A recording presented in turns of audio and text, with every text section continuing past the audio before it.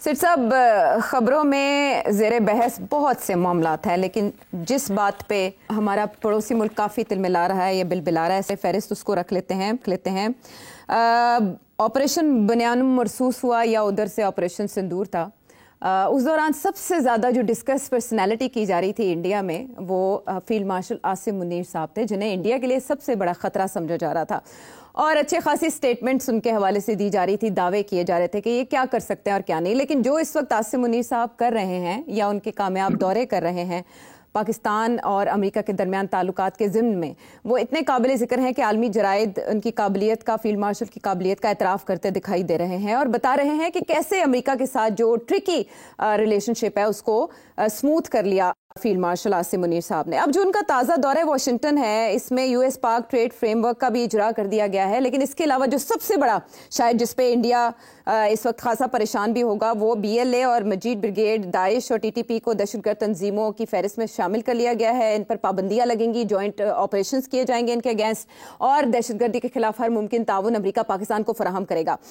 यही नहीं, ये तो इसको चले बैकड्रॉप में ले गया भारत, सबसे ज्यादा इस पे तकलीफ होगी उन्हें। लेकिन फ्रंट पे जो वो प्रोपेगेंडा कर रहे हैं वो ये है कि वहां एक तकरीब में पाकिस्तानी कम्युनिटी से खिताब किया फील्ड मार्शल आसिम मुनीर ने, और वहां उन्होंने इंडिया के हवाले से कुछ बातें की कि जो भी इंडिया के अज़ाइम थे वो नाकाम हो गए और वो हमेशा से इसी नौइयत के अज़ाइम रखता रहा है, लेकिन पाकिस्तान ने उसको मुंह तोड़ जवाब दिया, उसका कला कमा किया। अच्छा, उसमें से 2-3 स्टेटमेंट्स ऐसी हैं जिनमें से एक न्यूक्लियर थ्रेट की है कि आसिम मुनीर साहब से एक बयान मंसूब किया गया और उसके बाद इंडियन मीडिया में उसे चलाया गया कि अमेरिका की सरजमीन पे ऐसा बयान आसिम मुनीर ने भारत के खिलाफ कैसे दे दिया। फिर इंडियन वजारत खारजा भी हरकत में आई, उन्होंने भी एक एलामिया जारी किया जिसका हमारी वजारत खारजा ने तोड़ किया और उन्होंने रद्द कर दिया इस नौइयत के तमाम प्रोपेगेंडे को और कहा गया कि आउट ऑफ कॉन्टेक्स्ट बातें ली गई हैं। 2-3 और भी चीजें हैं जो उनसे बयानात मंसूब किए गए, लेकिन क्योंकि वो एक बहुत बड़ा इज्तिमा था पाकिस्तानी डायस्पोरा का, उसमें 150 से 200 के करीब इनवाइटीज थे। मुझे आपसे ये जानना है कि आपकी चिड़िया क्या उस मीटिंग में मौजूद थी? क्या बातें हुई, आप तक पहुंची वो? अच्छा, आपने 2 सवाल कर दिए। एक तो आपने टेररिज्म की बात की कि बलूचिस्तान के अंदर जो तंजीमें टेररिज्म कर रही है उनको एक्नॉलेज कर लिया गया है, तस्लीम कर लिया गया है और अमेरिका ने उनको टेररिस्ट ऑर्गेनाइजेशन डिक्लेयर कर दिया है।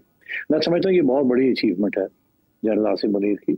उसकी वजह यह है कि इंडिया इन तंजीमों को मदद दे रहा है और इसके ऊपर अब कोई शक शुबहात नहीं है, दुनिया जानती है। और इंडिया के खुद नेशनल सिक्योरिटी एडवाइजर जो हैं उन्होंने खुद तस्लीम किया कि हम कर रहे हैं और वो उनका जवाब यह है कि आप करते रहे हमारे खिलाफ कश्मीर में, अब हम बलूचिस्तान में आपके खिलाफ कर रहे हैं। बहरहाल कश्मीर वाली जो तंजीमें थी उनको तो टेररिस्ट ऑर्गेनाइजेशन इंडिया ने कामयाबी के साथ उनको डिक्लेयर करवा दिया था, तो अब पाकिस्तान ने भी वो तंजीम जो कि इंडिया जिसको बैक कर रहा है उसको डिक्लेयर करवा दिया और मैं समझता हूँ this is a very significant thing और फुल मार्क्स, क्योंकि ये आसान काम नहीं था। बिकॉज इस वक्त कांग्रेस के अंदर भी और वैसे भी वहाँ MIT है जो कि बलूचिस्तान की आज़ादी की बात करते हैं, सिसेशन की बात करते हैं और तो इसलिए सबसे जो प्रीमियर लीग पार्टी है या ग्रुप है जो कि आज़ादी और सिसेशन की बात करता है उसको टेररिस्ट ऑर्गेनाइजेशन करार दे दिया अमेरिका के अंदर और अमेरिका ने, तो मैं समझता हूँ this is a very big achievement bye general Asim and दाद देनी चाहिए, वेल डन। नंबर 2, अब आपने दूसरी बात कही कि एक इवेंट था, एक सेरेमनी थी फ्लोरिडा के अंदर जहाँ जनरल साहब बात कर रहे थे, कुछ 150-200 लोग थे वहाँ जी। और वहाँ उन्होंने लंबी चौड़ी बातें की, जिनमें से एक बात जो थी जिसके ऊपर इंडिया में शोर पड़ गया और बड़ी तनकीद हो रही है, वो ये कि उन्होंने कहा था कि अगर हमारी कोई एग्जिस्टेंशियल थ्रेट हो, अगर हमारे ऊपर ऐसे लगे कि आप हावी हो रहे हैं, आप चढ़ाई कर दी आपने, तो फिर अगर हमें ये पता चले कि हम नीचे हम जा रहे हैं, उड़ रहे हैं, तो फिर हम आपको साथ ले चलेंगे। तो अब बात यह है, इसके ऊपर बड़ा शोर पड़ गया कि जी आपने न्यूक्लियर थ्रेट दे दिया इंडिया को और आपने अमेरिका में बैठ के इस किस्म की बात की है, तो बड़ा शोर पड़ा। अच्छा, अब मैं देख रहा था कि पाकिस्तान के अंदर क्योंकि मैं जानता हूँ किस तरीके से इंफॉर्मेशन दी जाती है और एडवाइस दी जाती है, तो मैं देख रहा हूँ कि फॉरेन ऑफिस भी और कुछ हमारे एंकर दोस्त भी शुरू हो गए हैं कि जी ये आउट ऑफ कॉन्टेक्स्ट ले लिया गया, ऐसी बात तो नहीं कही उन्होंने, कोई न्यूक्लियर बात तो नहीं कही, वगैरह वगैरह वगैरह। कुछ डिफेंस में कि इंडिया जो है आउट ऑफ कॉन्टेक्स्ट बात कर रहा है, हमें बदनाम करने की कोशिश कर रहा है।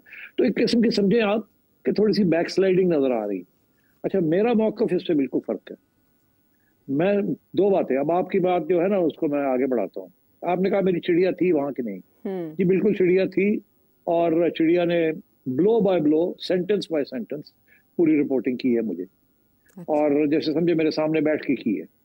तो इसलिए what I am going to say now is 100%, और वो बड़ी रिलायबल चिड़िया है।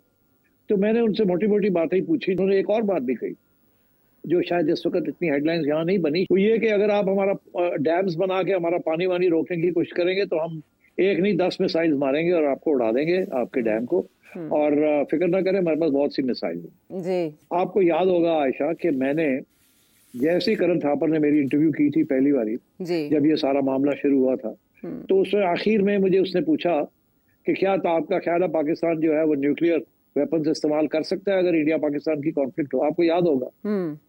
तो मैंने उससे ये कहा था, हाँ 3 सूरतें हैं जिसमें पाकिस्तान सोच सकता है कि वो न्यूक्लियर वेपन्स इस्तेमाल करें जी। एक सूरत ये है कि आप हमारी कराची के नेवल ब्लॉकेट कर दें और सामान को आना जाने से रोक दिया जाए, तो which will create a very big problem for us, existential issue बन जाएगा। दूसरा ये कि आपकी फौजें जो है वो इस हद तक पाकिस्तान के अंदर आ जाएं कि ऐसे लगे कि कराची और लाहौर और साउथ और नॉर्थ को काट दिया और पाकिस्तान को तोड़ने का पूरा मंसूबा भी तैयार है और बन भी रहा है, तो we will use nuclear weapons. और अपने सॉइल के ऊपर, अपनी जमीन के ऊपर ही आपके खिलाफ न्यूक्लियर वेपन्स इस्तेमाल करके, टैक्टिकल न्यूक्लियर वेपन्स करके आपको उड़ा देंगे।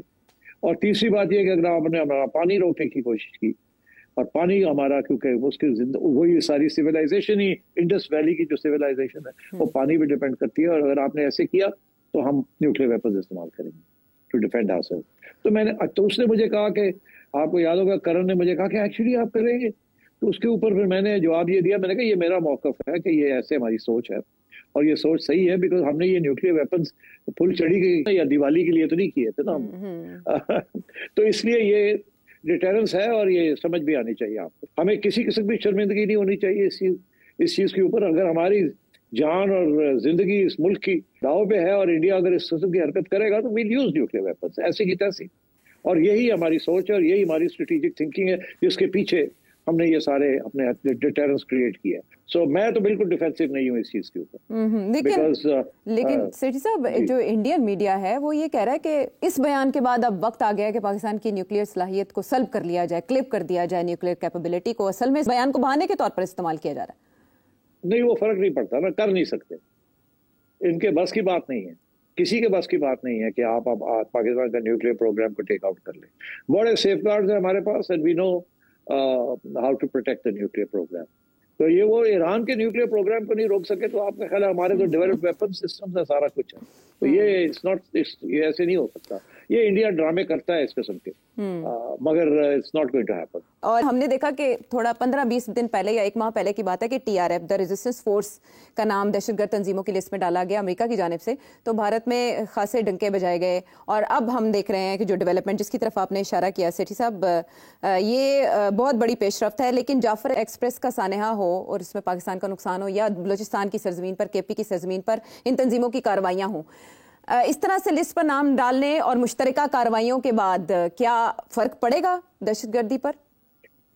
नहीं, देखिए मैं समझता हूँ कि अब क्योंकि डिक्लेरेशन हो गई है, अब अगर इसके बाद पाकिस्तान की अफवाज जो है किनेटिक ऑपरेशंस करती है, मिलिट्री ऑपरेशंस करती है across the line in Afghanistan, तो मेरा ख्याल है उसके लिए जस्टिफिकेशन तो मिल जाएगी। अगर इंडिया ये जस्टिफिकेशन विदाउट एविडेंस कर सकता है कि जी ये दहशतगर्दी पाकिस्तान से हो रही है और इसलिए हम पाकिस्तान के खिलाफ हमने कार्रवाई की है और अभी तक सिंदूर जारी है और किसी वक्त हम आगे भी बढ़ सकते हैं, और हर दफा जब कोई टेररिज्म का एक्ट होगा तो हम ये करेंगे, तो फिर पाकिस्तान भी ये मौक़िफ़ इख्तियार कर सकता है ना अफगानिस्तान की ये जो टेररिस्ट ऑर्गेनाइजेशन है वहाँ। अलबत्ता ये है कि पाकिस्तान अफगानिस्तान हुकूमत के खिलाफ नहीं करेगा, अफगानिस्तान के जो ये बेसिस के खिलाफ करेगा।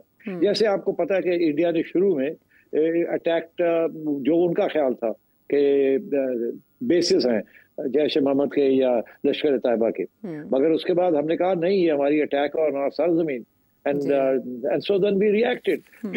तो अब ये है कि क्योंकि ये this has been designated a terrorist group और वो कर रहे हैं, कार्रवाई कर रहे हैं, हर रोज कर रहे हैं। तो आई थिंक इसके लिए पाकिस्तान को भी जस्टिफिकेशन मिल जाती है to carry out counter strikes against these terrorist groups whether inside Pakistan और इन अफगानिस्तान। अच्छा, बीएलए के मामले पर अमेरिका को कैसे कायल किया गया? आपके ख्याल में इसके पीछे मुहर्रिक ये था कि नायाब मादनियात तक अमेरिका की रसाई तभी मुमकिन हो सकती है जब बीएलए को कंट्रोल किया जाए? नहीं, देखिए, इस वक्त अमेरिका के भी इंटरेस्ट बनते जा रहे हैं ना इन अफगानिस्तान एंड इन पाकिस्तान। इसीलिए तो अमेरिका आपके साथ खड़ा हो गया आके, जिसके अंदर इकोनॉमिक इंटरेस्ट बहुत ज्यादा है।